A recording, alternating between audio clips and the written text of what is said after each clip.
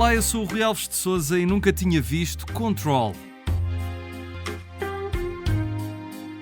The past is now part of my future. The present is well out of hand. É o filme de 2007 realizado por Anton Corbijn, ou Corbijn, ou lá como é que se diz o nome deste senhor que é fotógrafo e também já realizou uns quantos filmes. Uma biografia do Ian Curtis dos Joy Division, que aqui é o Sam Riley, num filme que também tem Samantha Morton e Alexandra Maria Lara. E quem também nunca tinha visto este filme e que me surpreendeu muito nunca ter visto este filme é o Pedro Cinema Xunga, do blog Cinema Xunga, da Rádio Cinema Xunga e das Nalgas do Mandarim. Como é que é, Pedro? Então, Rui, tudo bem? Cá Mais uma estamos. vez. Olha, diz-me uma coisa. Surpreendeste porquê? Não sei, pá, como tu és um gajo muito dado à música e que também tem o seu passado musical, não sei porque pensei que tivesses visto o Control. Pá, não vi, mas... Porque os Joy Division não são a tua cena. Não são a minha cena. Ok. Não são a minha cena porque eu sou mais da fase anterior ou da posterior a eles, mas reconheço-lhe a influência, não é? Até tanto na herança que eles deixaram ficar ao mundo, não é? Das centenas de bandas que os imitaram, como amigos meus da minha idade que na altura gostavam e amavam e tinham as bandeiras e as t-shirts e faziam cicatrizes com facas com o nome dele no braço, esse tipo de malta. Mas, epá, na altura que o filme saiu, lembro-me de dizer, olha, tenho que ver. Entretanto, passaram-se anos e anos, até que me aparece um jovem, um radialista reconhecido, não é? A nível internacional, Claro que sim, claro. e tudo, que me perguntou se eu queria participar num podcast e eu apercebi-me que tinha isto para aí 15 anos em atraso. E Pois, então, exato. foi nesse mesmo dia, não é? Como sabes, tratei logo Pois. disso. Pois, que eu até me surpreendi, que não estava à espera que fosses ver logo, mas foste. Também ajuda muito não ter 4 horas, não é? Sim, verdade. É uma Verdade. coisa muito Ao contrário favorável. do E Tudo o Vento Levou, que foi o Exato. outro filme que falaste aqui. Exato. Por acaso é uma coisa engraçada, porque os Joy Division também não são propriamente uma banda que eu ouço regularmente.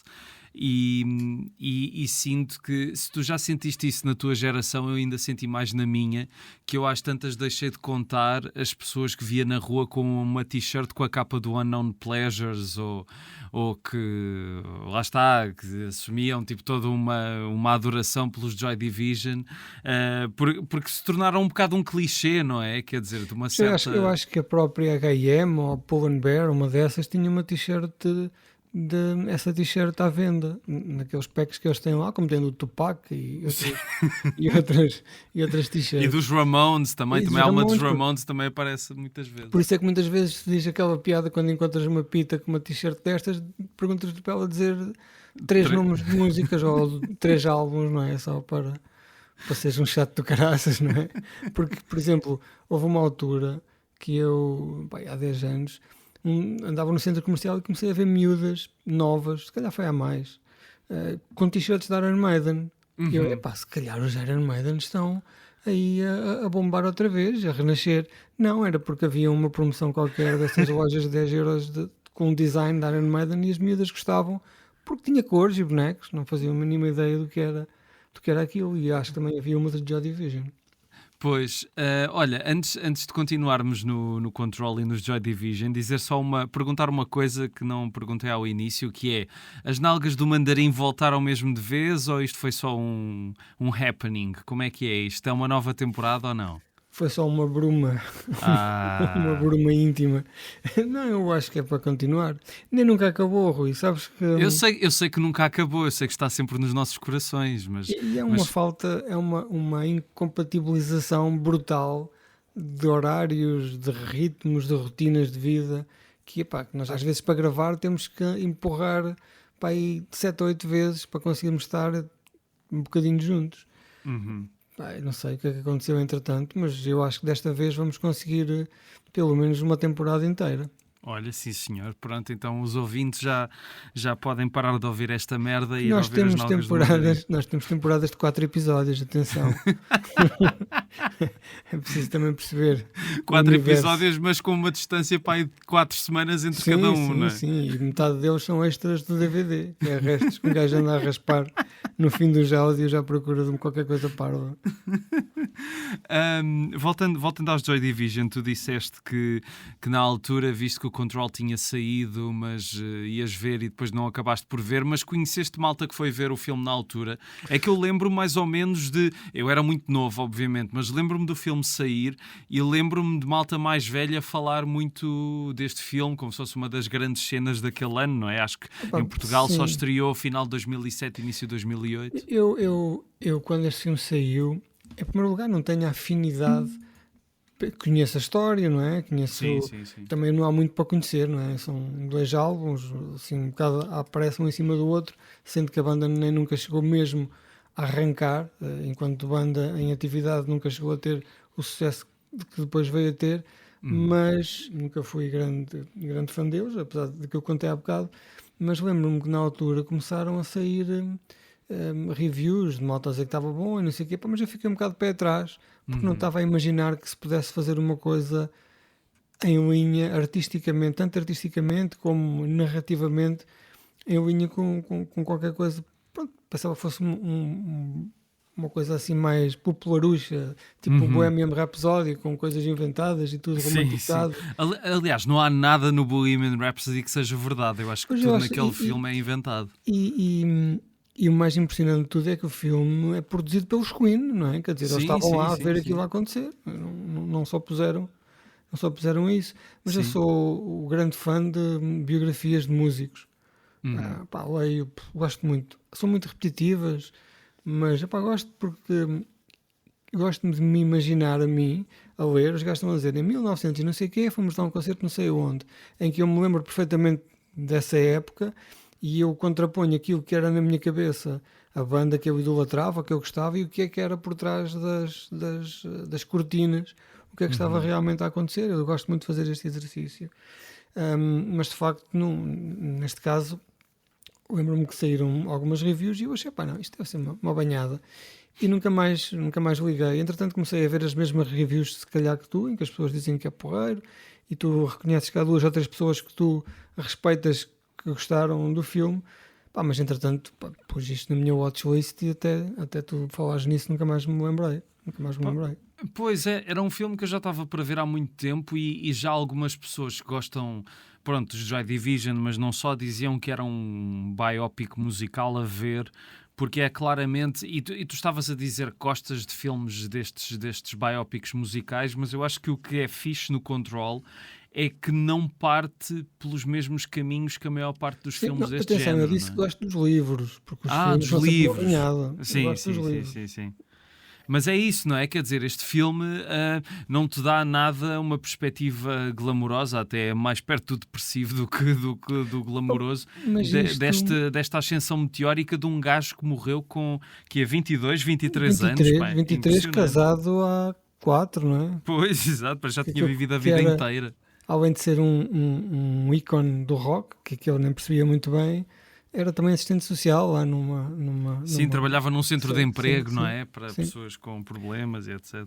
Mas eu conhecia esta história, porque também não há muito a conhecer desta história, não é? Só que o gajo era problemático e depois a parte do suicídio, que não é? Imagino que não seja um spoiler, toda a gente sabe, já reparou que o Ian Curtis já não está entre nós há bastante tempo. Mas, por exemplo, eu olho para este filme e não me parece que seja um filme quase com 20 anos, parece que estava já há um bocado a dizer que eu ainda era puto e eu pensei, é que para mim parece que estreou ontem e eu tenho andado a adiar semana após semana, mas de facto já passou muito tempo. Sim, mas mesmo assim, para mim é estranho pensar que já passaram 18 anos desde que este filme estreou, percebes? É estranho. Sabes que eu quando acabei de ver o filme fui ler algumas coisas e uma das coisas que eu li é que o realizador era fotógrafo deles. É o Anton Corbijn, sim. E eu pensei, mas já passou tanto tempo, né? Porque na minha cabeça eu fiz a conta para 2025, 2024. Mas de facto não, tinham passado 27 anos, não é? Desde que aquilo desde que aquilo aconteceu. E de facto, eu ainda hoje, nós estamos a falar, e cada vez que eu me lembro deste filme, porque eu lembro muito que eu gostei muito deste filme, eu associo esse filme como tendo sido feito há 2 ou 3 anos, não consigo ver isto como 2007, mas ajuda muito a própria fotografia e a maneira intemporal que o filme retrata as coisas, e mesmo do ponto de vista estético. E é um filme que tu podes, daqui a 100 ou 150 anos, quando vierem os extraterrestres, historiadores de cinema, vão olhar para este filme e, sem terem a data, não conseguem posicioná-lo, porque ele não segue nenhum veio mais popular. Sim, exatamente. E a fotografia, de facto, nota-se que também é o que é por causa do realizador ter esse background da fotografia. Sim. Apesar de eu acho que ele não é o diretor de fotografia, não é, muito não importante, mas é muito importante dois gajos que se compreendem, não é? Do ponto de vista estético. Mas acho que funciona principalmente nas cenas noturnas. Eu acho as cenas de dia, muitas vezes eu até imaginava aquilo na boa ser a cores, porque não senti que fizesse assim um impacto tão grande como as cenas à noite. Mas também gostei muito do filme e pronto, enfim, há spoilers obviamente, mas lá está, a vida do Ian Curtis é conhecida por quem acho que conhece minimamente música, já se deparou com os Joy Division e a história do Ian Curtis, pronto, também já revelámos, como tu disseste, que ele morreu aos 23 anos, o spoiler. Mas é muito interessante para mim ver este filme, porque primeiro é uma época que eu não vivi, não é? E eles vão a concertos punk, falam do David Bowie, falam de uma série de coisas, às tantas ele também está a ouvir o Iggy Pop, e é muito interessante ver como esta cultura é transposta para o filme, porque eu tenho um problema muitas vezes com filmes que estão a retratar qualquer época, é não sentir exatamente que estou lá. E se calhar até sinto mais isso com filmes que temporalmente são mais distantes, não é? Tipo, imagina um filme que se passa no século XIX, acho que é muito difícil tu estares a ver um filme sobre o século XIX feito em 2025 e não sentires que é de agora, porque não só pela forma como está feito, mas como as pessoas falam e etc.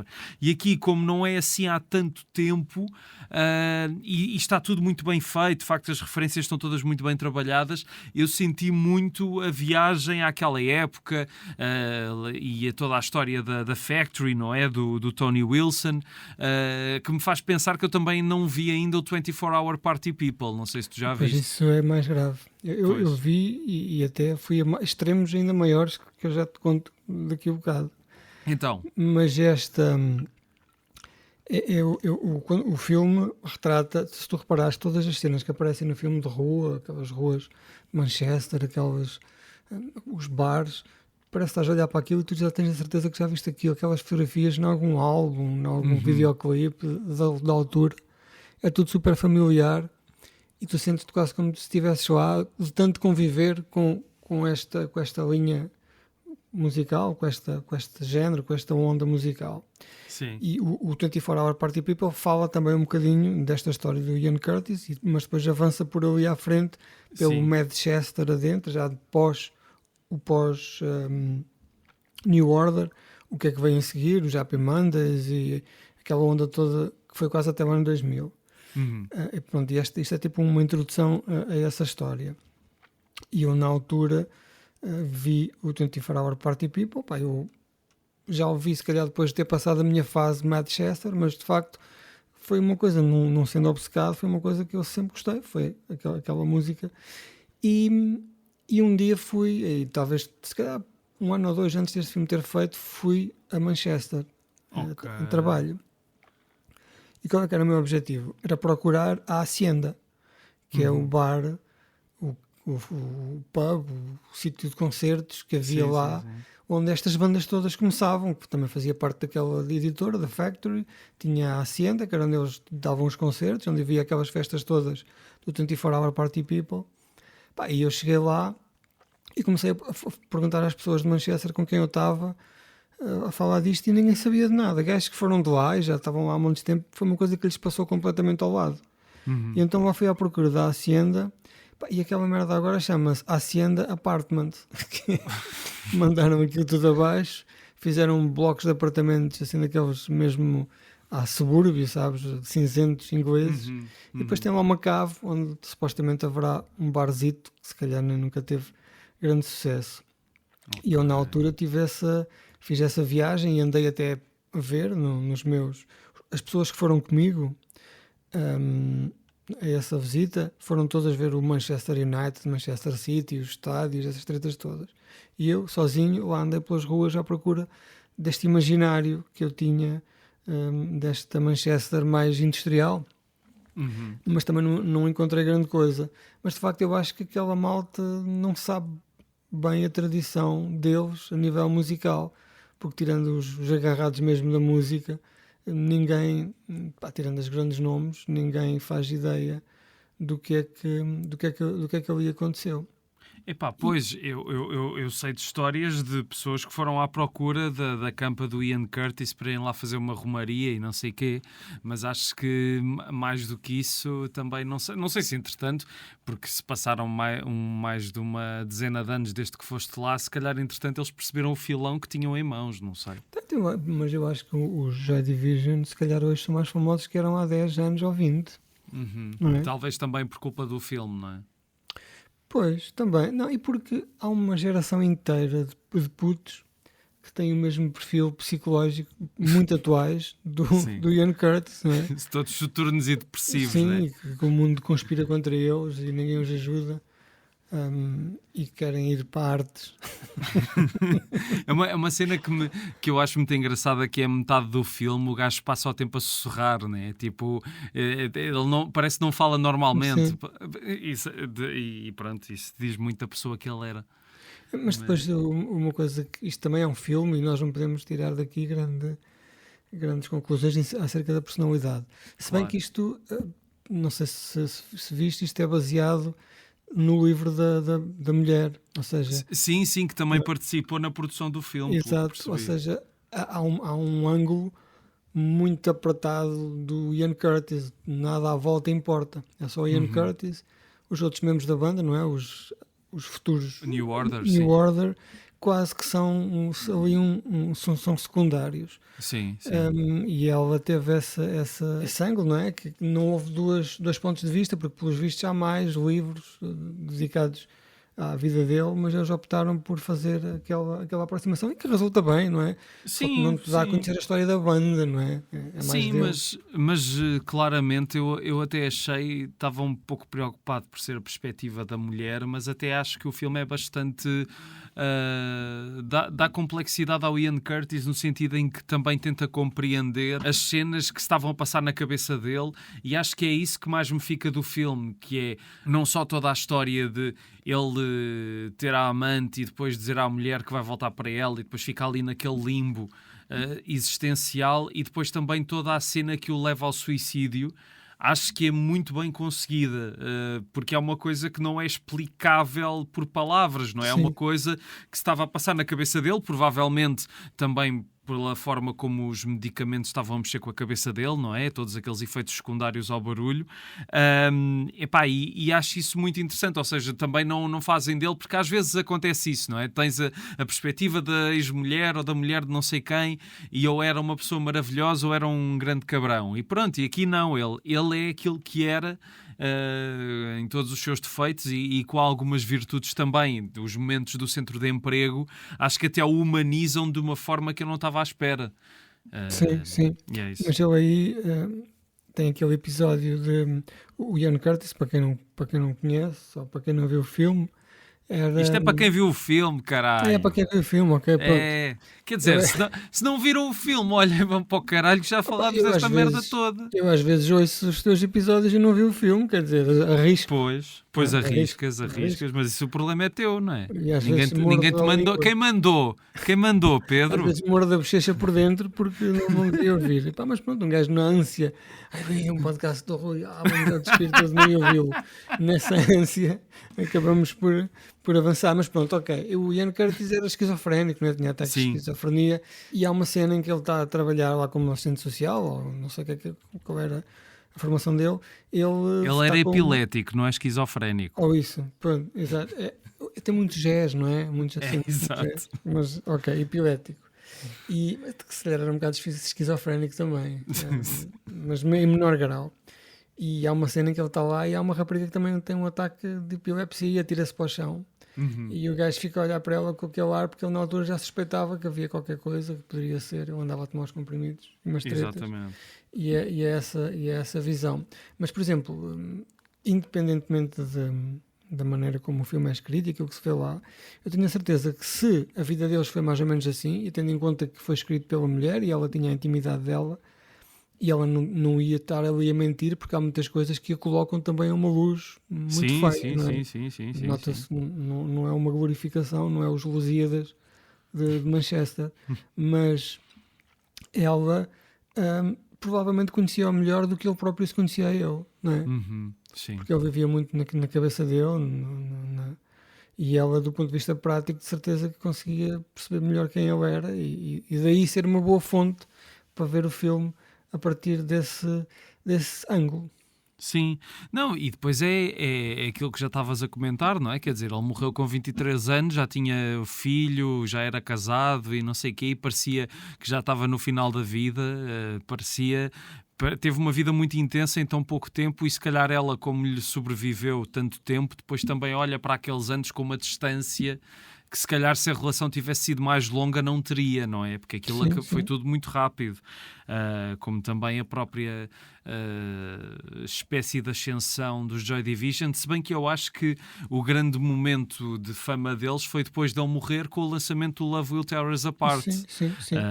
Esse sim é que foi o grande sucesso deles.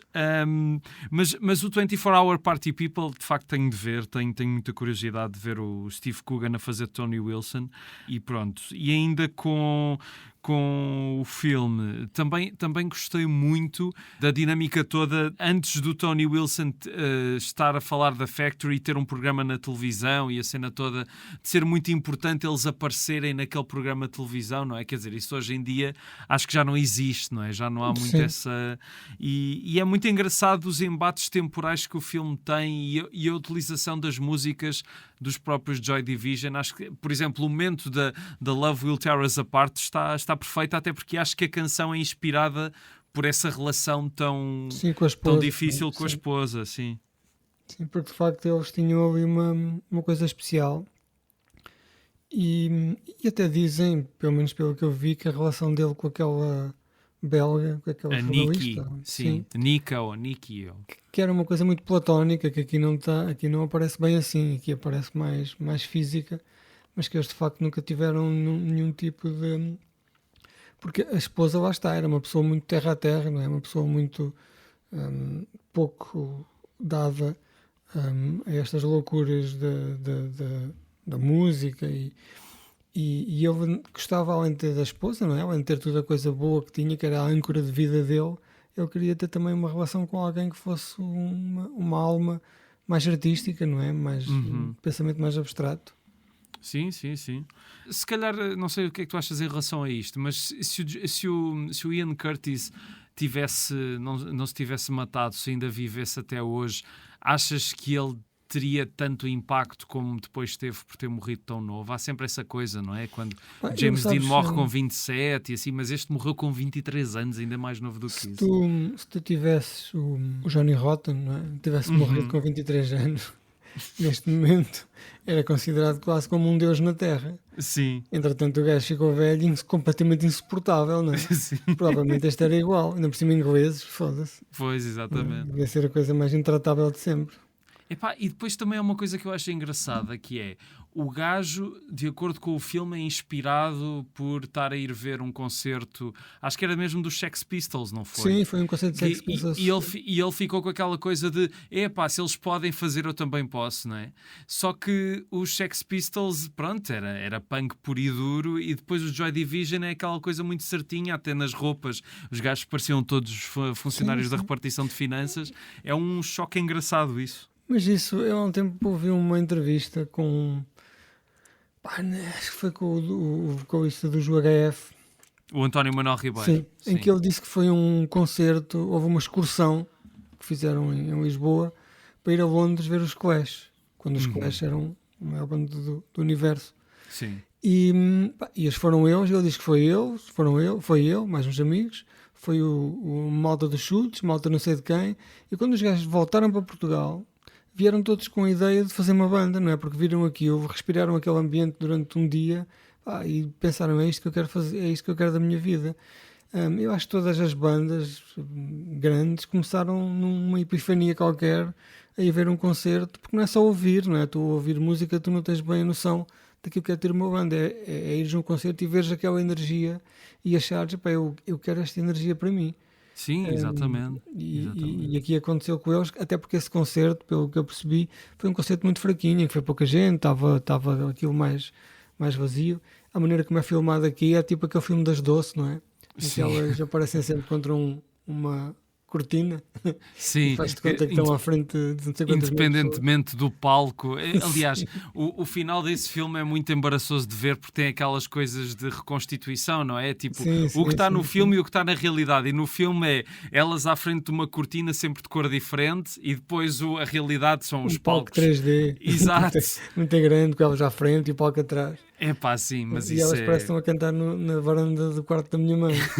E depois todos os momentos musicais do filme, se fores a ver, são montados exatamente da mesma forma, que é um plano de frente delas, depois um plano atrás do cu, depois um plano de costa. É sempre igual, pá, sempre mas igual. Elas tinham bons cus, atenção. Claro que... não estou a dizer o contrário, pelo amor de Deus. Ainda por cima foi realizado por uma mulher que sabe perfeitamente como é que se filma uma mulher. Não é o contrário. Exatamente. Pensam que sabem, mas depois não sabem nada. Ela sabe perfeitamente como as pôr bem. Mas eu fui ver ao cinema o filme das Doce, não achando uma obra-prima. Passou-se bem, 1h30, 1h45. Eu também. Eu também passei bem o filme, pelo contrário. Pá, não digo que só que na parte dos momentos musicais nota-se que...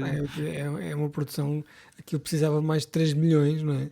Sim, pá, nota-se. Tipo, há um momento no filme em que elas vão a uma estação de serviço e acho que é o único... Diz. Estava a pensar nisso. É o único momento. É que é um único momento em que tu vês qualquer coisa temporal, que é aquele logo da Galp antigo. E eu penso, isto deve ter sido o único orçamento que tiveram para fazer uma coisa da época, foi aqui exatamente, porque o resto do filme é super... Tentem tirar tudo o que seja possíveis referências aos anos 80, tirem tudo, não temos dinheiro para pôr nada. E metam cortinas. Exato. Ter lá tipo 50 km de pano na RTP e aproveitaram aquela merda toda. Mas outro dia eu lembrei-me desse filme, porque eu apanhei um filme em alta definição, 1080p, de uma curta-metragem do Manuel de Oliveira, não sei se já viste, Famalicão, dos anos 40 ainda. Não, nunca vi, acho que nunca vi. É ótimo, até acho que está no YouTube também, com a mesma qualidade.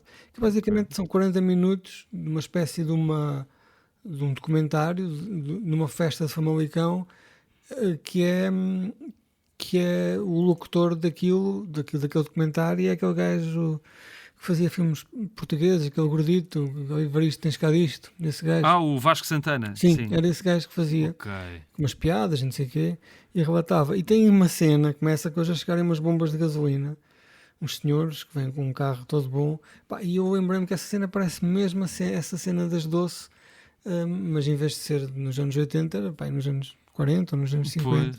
Pois. Mas o Jango, não sei, se calhar até foi uma homenagem que ela fez, mas duvido. Sim, claro. Isso seria tão rebuscado. Mas... Exato. Ela estava a morrer e dizia, ninguém reparou, mas eu acho que tu na verdade queres dizer que as Doce são os Joy Division portugueses, é isso que tu queres dizer, não é? É assim, independentemente de qualquer conclusão que alguém possa tirar sobre esta frase, as Doce foram muito influenciadoras, não é? Da música e da moda e até da própria atitude das mulheres, não é? Sim, claro, não, e obviamente, e o filme também, acho que o mais interessante do filme até é isso, é mostrar o impacto que elas tiveram e acredito que e aquilo que elas tinham, aquilo com que elas tinham que lutar. Pois, sim. Os boatos, não é? No filme eles falam e até mesmo lidarem com homens no negócio. Quando eu nos anos 90 tinha a minha bandazinha, quem tratava de tudo o que tinha a ver com financeiras, com orçamentações, dinheiro, essas partes mais burocráticas, era a minha irmã, que ela era baixista da banda, e fazia esse papel, porque ela sempre foi muito organizada e sempre teve esse jeito para o negócio. E uma vez fomos tocar a uma discoteca qualquer ali para os lados de Aveiro, naquelas praias que há para ali, e era o dono da loja, o dono da discoteca era chinês, ele, e pronto, era de uma empresa chinesa só de homens. Ok. E quando ela foi lá, no fim, para falar com ele, para dizer quanto é que era, para o gajo pagar e fazer as contas e despedir-se, os gajos fartaram-se a rir do género. Oh, olha para estes homens, tantos homens, e há uma mulher é que tem que tratar disto, que cambada de maricas. Era essa ainda, mas pronto, eles também são chineses, a mentalidade é diferente. Mas era isso que também elas viviam nos anos 80, não é? Até Sim, porque sim. queriam falar com homens, não era agora com mulheres. Venham para aqui abanar o cu, mas negócios é com homens à séria, de bigode.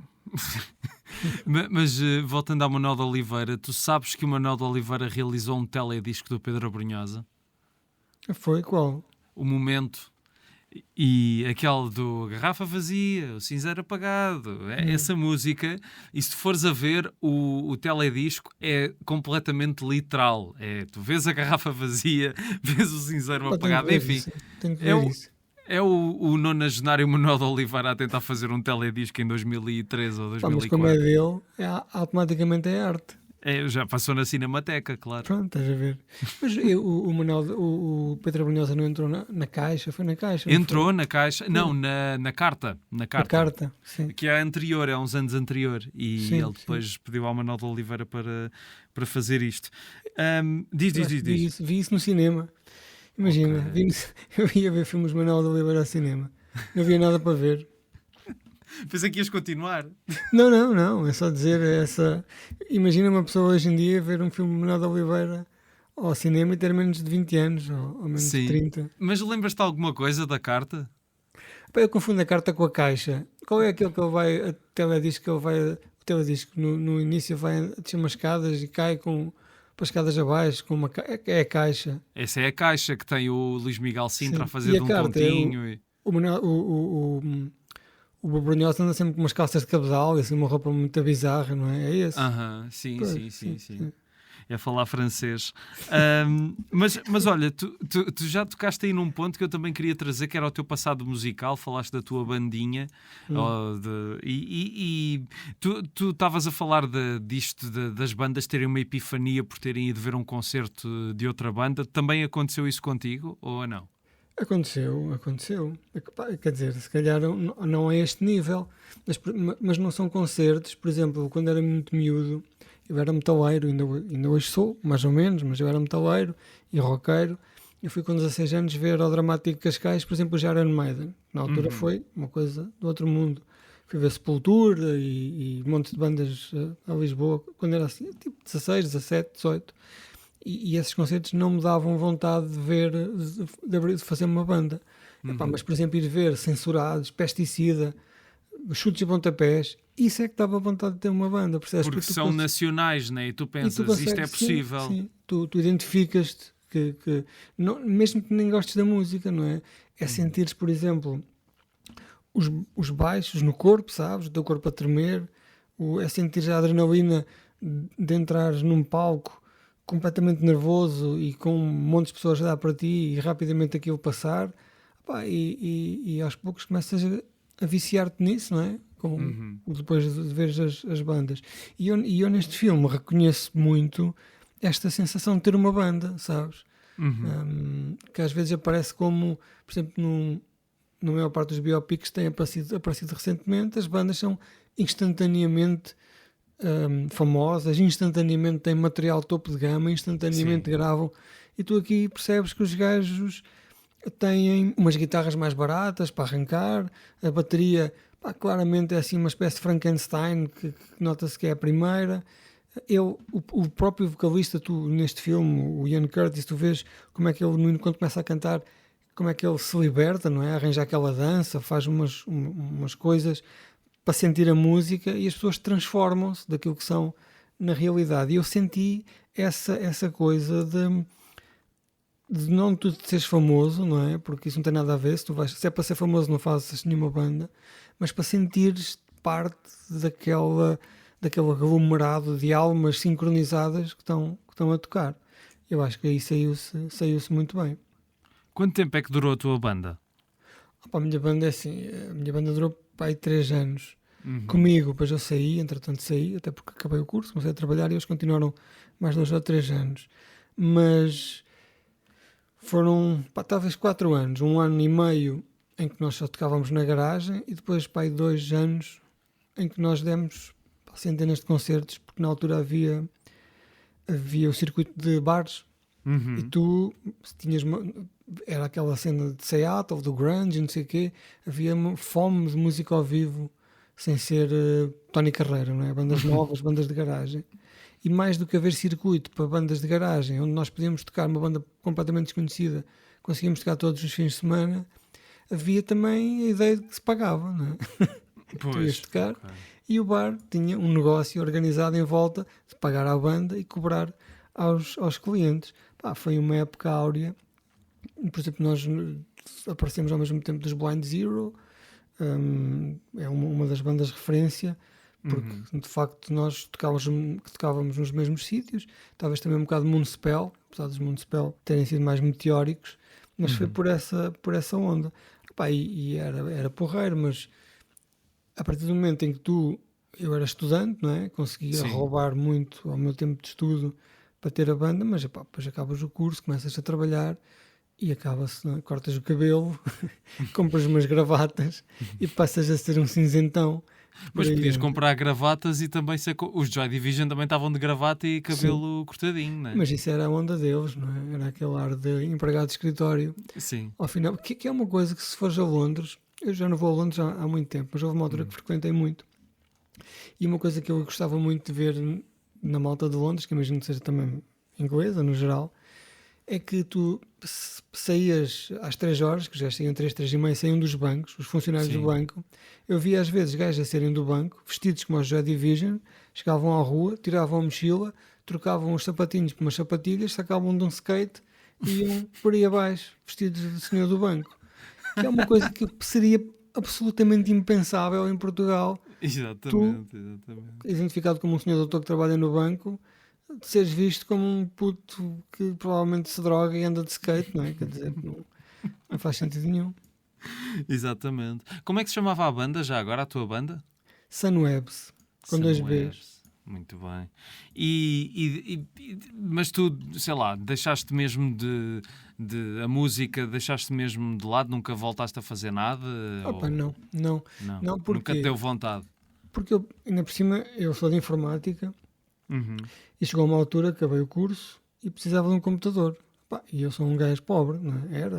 Os meus pais não... Quer dizer, mesmo que os meus pais tivessem dinheiro, certamente não era para os meus vícios e para as minhas coisas. Já me tinham comprado a bateria e disseram, pá, então agora desenrasca. Tipo, vende a bateria e compra um computador.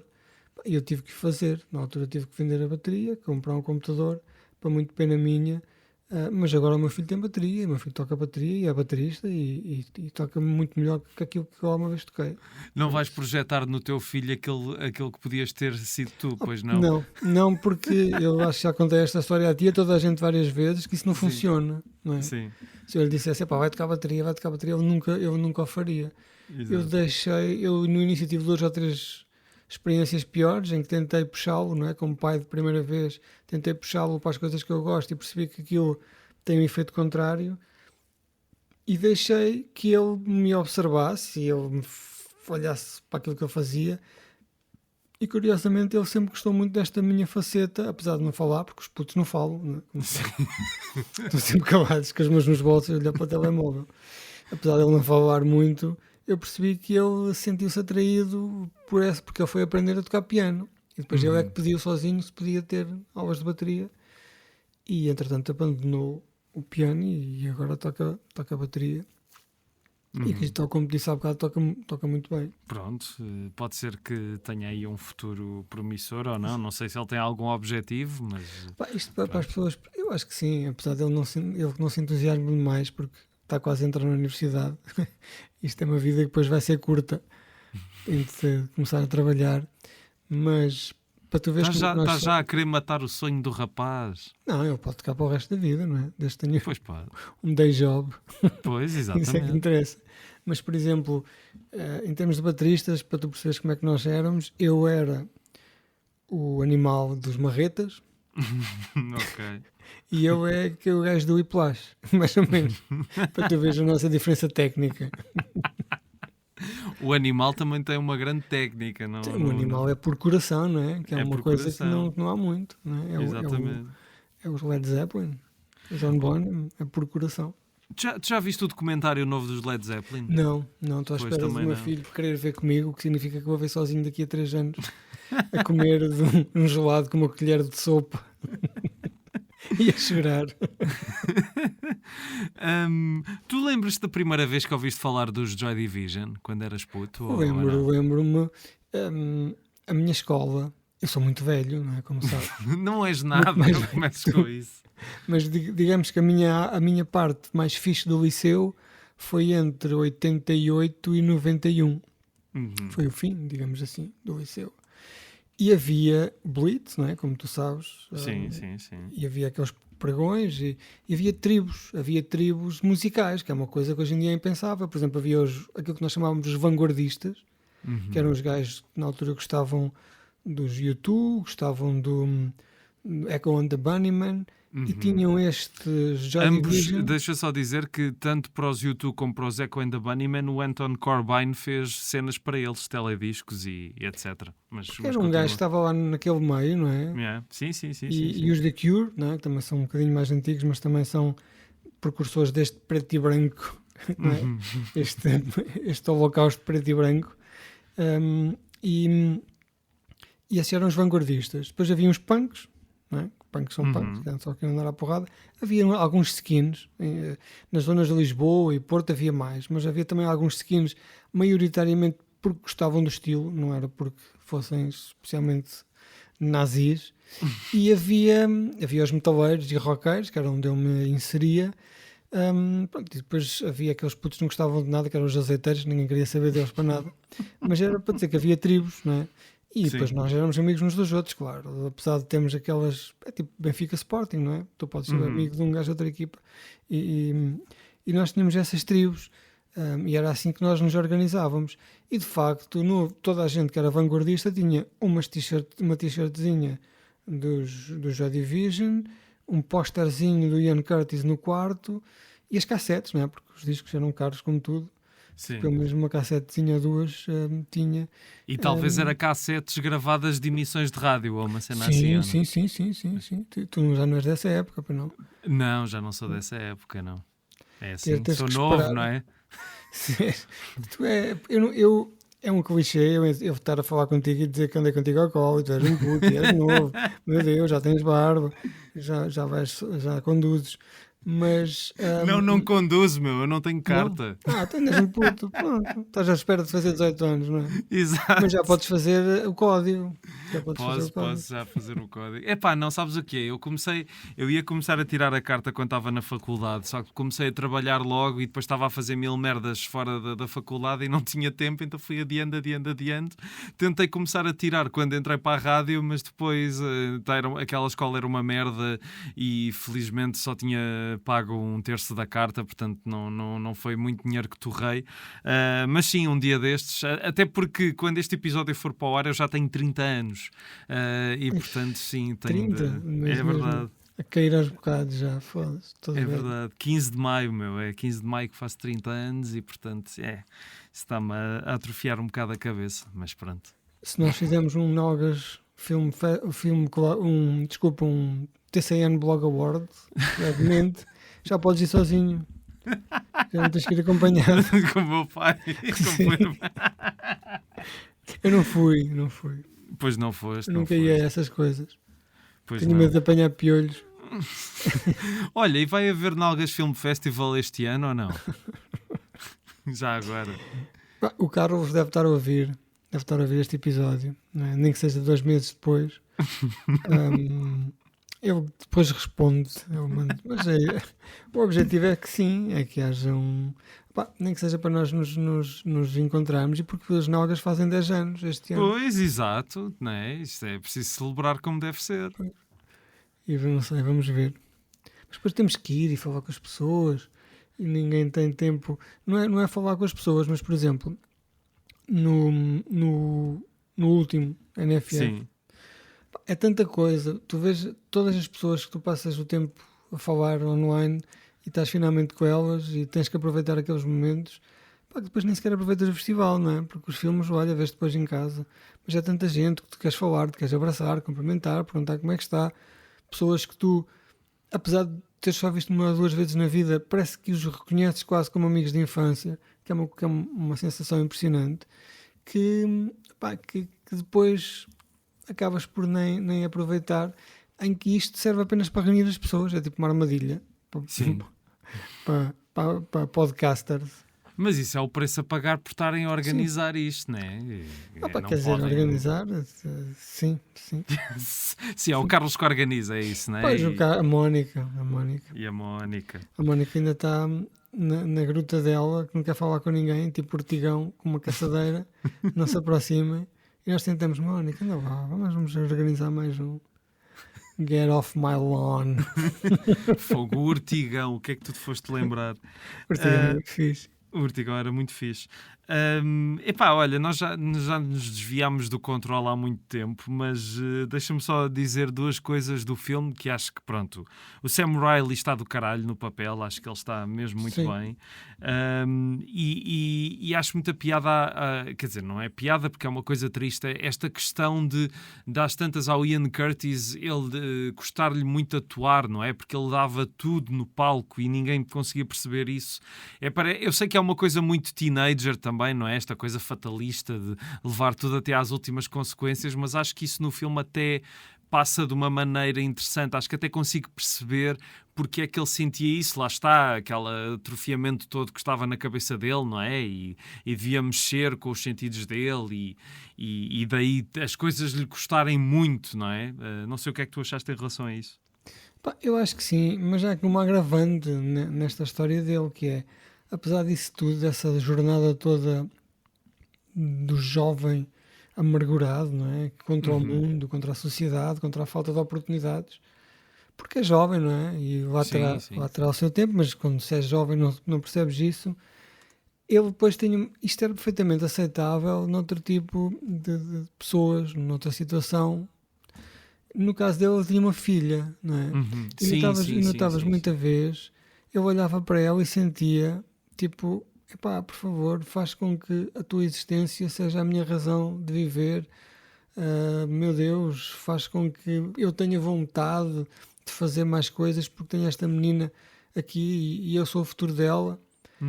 E tu notas que ele faz essa tentativa, mas não há esse clique, não é? Ele não se identifica nem com a vida de casal, nem com a filha, que provavelmente até poderia ser uma âncora para ele se agarrar à vida. Ele procurou escapismo na belga, não é? Porque achou que ela era a sua Courtney Love, ou a sua Yoko Ono, ou a sua Nancy.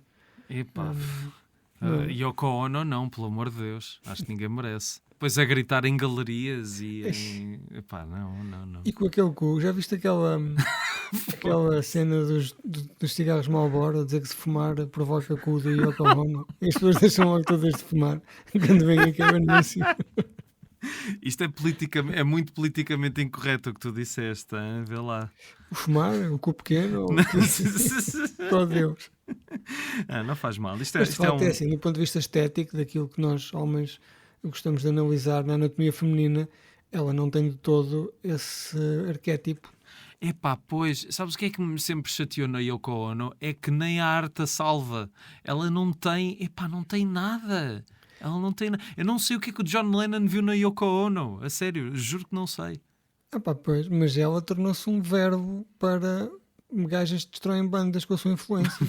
Sim, exatamente. Um pormenor que achei muita graça foi também o Ian Curtis dizer que o seu filme preferido era o Música no Coração. Sim. Se calhar a única coisa que ele via, não é, no Natal, se calhar. Pois. Podia ter dito Ben-Hur. Devem ter lá no argumento. Pomos música no coração porque é música e está mais em linha com o tom do filme.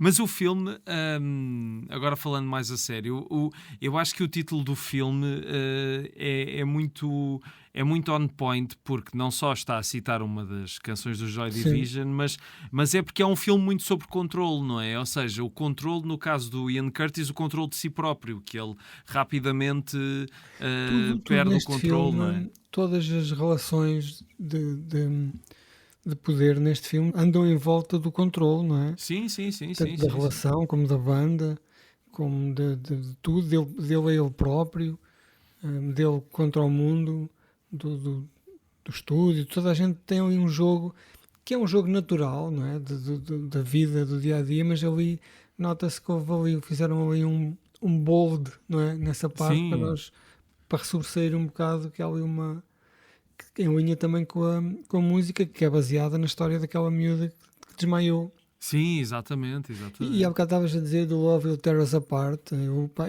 Eu já apanhei a história dos Joy Division 5 ou 6 ou 7 anos depois.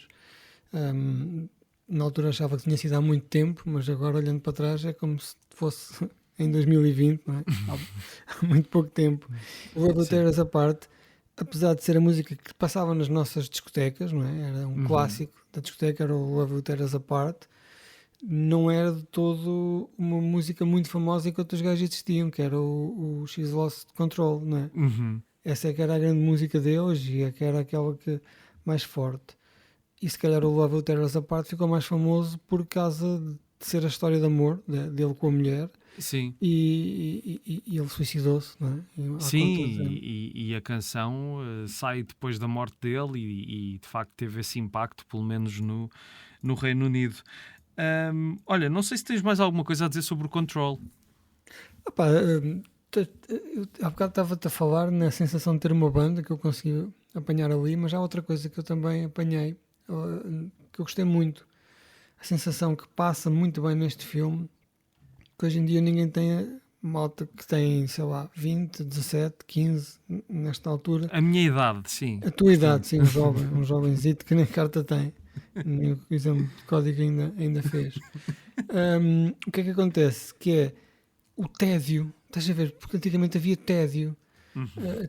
Não tinhas nada para fazer, a televisão só começava às 5 da tarde, a rádio de tarde era péssima, havia um programa ou dois que gostavas, os teus amigos moravam longe, não havia autocarros, não tinhas maneira de transportar, e depois de vez em quando havia coisas que quebravam o tédio, que me aconteciam também a mim, que aconteceu a eu. Que no Uhum. caso dele foi a chegada pelo correio de um disco de David Bowie, logo no Uhum. início. Sim, E sim, a sim, sim. partir daí o gajo pega nesse disco e é como se aquele dia fosse um dia espetacular. Ele leva o disco para casa, ouve, deita-se na cama a ouvir e a ler as letras.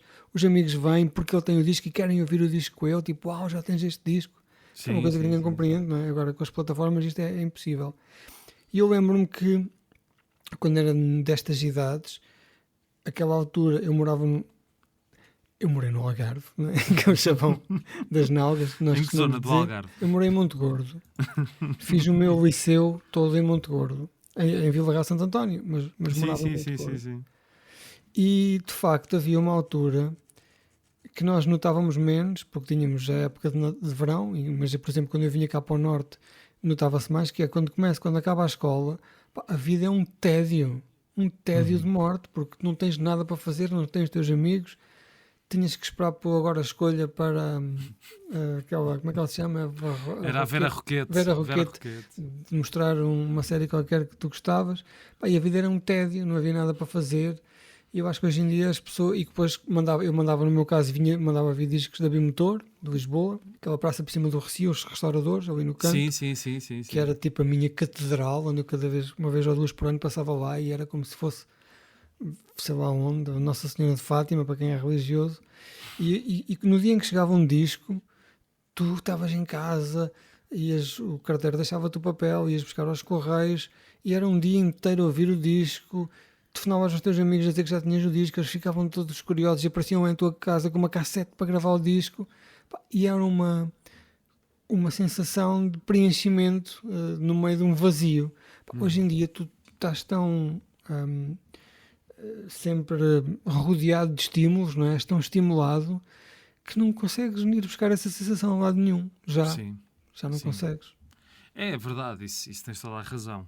Se bem que quando eu era puta ainda sentia esse tédio, porque eu ainda apanhei ali apesar de eu já ter nascido na era da internet, mesmo assim ainda demorou uns anos a que se tornasse uma coisa tão banal como é hoje. E ainda apanhei ali no início, nos pai até 2005, 2006, ainda apanhei às vezes esse marasmo em férias de verão e por aí, porque só havia 4 canais e mesmo assim a televisão não dava muita coisa e não havia internet e Mas estávamos já tinhas isolados. Canal Panda? Não tinha, não. Tinhas? Ah, ok. Não, nessas férias de verão não tinha. Mas lá está, não era a Pois, mesma pois, coisa. sim. Não era a mesma coisa. Mesmo internet, só para aí há meia dúzia de anos para cá é que se começa a ter internet nas casas alugadas de praia e nos hotéis, não é? Sim, exatamente. Agora de facto não sabemos lidar com o facto de podermos não ter nada para fazer porque temos sempre qualquer coisa para fazer, o que por si só também pode gerar tédio, não é? Porque é aquela Sim, coisa de ter sempre estar ocupado com qualquer coisa e às vezes é bom só não fazer nada. O yoga, a meditação, é fazer o movimento inverso, não é? Quando nós antigamente fazíamos isso sozinhos porque, de facto, estávamos completamente desocupados. Sim, exatamente. Não sei se tu por acaso conheces algum dos outros filmes que o Anton Corbijn fez. Eu por acaso vi 2 deles. Vi o Life, que é sobre o fotógrafo que teve a fotografar o James Dean. É um filme, por acaso não é um mau filme. Acho que foi um bocadinho pontapeado, não acho que seja mau todo. E ele também fez uma adaptação do John le Carré, que é o A Most Wanted Man, que é um dos últimos papéis do Philip Seymour Hoffman. E esse filme é bastante bom. E ainda fez o americano com o George Clooney, mas esse eu não vi. Epá, só vi esse, o E americano. o que é que achaste? Bem, não me lembro bem, mas eu dei-lhe 4 estrelas e meio. Deve ter sido espetacular. Sim, Deve ter sido senhor. espetacular. Mas agora estou tão surpreendido quanto tu, porque isto 0 ocorrências quando eu faço um search.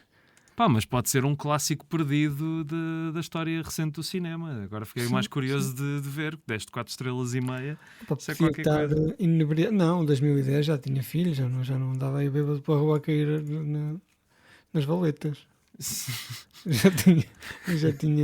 Já vi um filme e conseguia inferir sobre ele.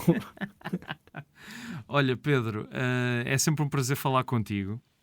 Muito obrigado. E antes de nos despedirmos, eu estava aqui a... Pronto, já vieste cá uma vez, portanto não te posso fazer a pergunta final que faço sempre às pessoas que vêm cá a primeira vez, mas como estavas a falaste de várias bandas, eu pensei em fazer aquele desafio clássico de escolheres entre 2 bandas que foram muito importantes numa época, só para saber a tua opinião. O que é que tu achas? Epá, em épocas diferentes, uma banda Não. Bandas concorrentes, por exemplo, a mais óbvia de todas, Beatles ou Rolling Stones? Pronto, eu antigamente era Rolling Stones porque tinha a mania que era rebelde, Ok. mas hoje em dia sou um completista de Beatles. Mas isso é porque os Beatles tiveram menos tempo, né? Os Rolling Stones, como duraram tanto tempo, acabaram por fazer muita merda. Mas eu ouço muito Rolling Stones também. Também. Mas os Beatles têm um fator de repetitibilidade muito maior. Eu, por exemplo, quando vou passar férias para o Algarve com os meus filhos, a nossa banda sonora é 6 horas de Beatles, por exemplo. E toda a gente está perfeitamente alinhado com esse... Porque é uma música que não é? É agradável. Sim. Parece que foi feita por uma inteligência artificial que nos andou a estudar o cérebro, perceber o que é que nós gostamos de ouvir, o que é mais harmónico, que coisas é que são, e fizeram aquilo, que é impressionante. Sim. Ainda hoje, cada vez que há músicas que eu ouço deles, penso, estes gajos estavam à frente do seu tempo. Sim, verdade, concordo. E entre Blur ou Oasis, quem é que escolhes? Blur. Pronto. É que eu acho que esta... Eu já me fizeram várias vezes a pergunta e eu acho que isto nem se pergunta, porque é claramente... É que esta nem é a opção, quer dizer, os Blur são pode haver 1 milhão opção, de vezes sim. mais interessantes que os Oasis. Se falares das personalidades deles, não é? Sim. Os Blur, 50 milhões de quilómetros, não é? Blur é uma força de criação, a Oasis é uma força de destruição. Exatamente. Mas até em termos de música, tu consegues ouvir álbum de Blur atrás de álbum de Blur e encontrar sempre coisas novas e belas e experiências, e a Oasis é não é de princípio ao fim. Sim, e a voz... Aliás, eu tive num concerto da Oasis num Sudoeste, em que o concerto nem chegou a meio, que eles foram expulsos à pedrada e com... É uma vergonha, agora penso nisso, eu não participei porque eu era um bocado agnóstico de Oasis, mas Mas vi aquilo e até sorri por dentro, mas foi uma vergonha, não é? Coitados, vieram cá cantar, foram à pedrada. Coitados, nada, que eles também, às vezes, o Liam Gallagher também se fazia ao bife, não é? O Noel Gallagher, Mas já não sei estavam qual lá deles pessoas que pagaram para os ver, não é? E Pois. acabaram por. Incrivelmente, há pessoas que pagaram para os ver. E Sim, vão pagar, não é? Eles e vão agora pagar, pagar com não é? custos de Vamos- 500 mil euros e é só atrasados a meter as fotografias no Instagram, que já têm os bilhetes. Gajos de Portugal que vão lá a Londres, não é? Sim, sim, sim, sim. Vamos Eles ver daqui- se esses concertos acontecem, não é? Eles daqui a 5 ou 6 anos estão ali na Expo Fácil em Cantanhede, a seguir ao Tony Carreira. Ou antes. Olha, a última, pronto, esta é a carta fora do baralho, mas excesso ou de arrasar? Opa, qual é que é o do melão? É o excesso, são o tem excesso. excesso. Pá, É. eu já copulava fortemente na altura dessas bandas, passou-me um bocado ao lado. Não, mas é que os de arrasar são os da Rainha da Noite, que pronto. Não há. Se tivesse aqui o Miguel, tinhas 2 horas de podcast pela frente, ainda. Porque Só depois para ia falar as desta gajas, merda. não é? Ia para a Ruth Marques e as amigas. Isto era uma noite disto. Pedro, olha, obrigadíssimo. Ficamos que por aqui. agradeço, Não te como chatei sempre. mais, que agora tens de ir fazer coisas obscuras à internet que eu não sei bem o que é. É dormir. E- Agora é, é dur- dormir. é- É dormir. é a idade, não é? Não me perdoa. Já são 5h30 da tarde. Almocei às 4.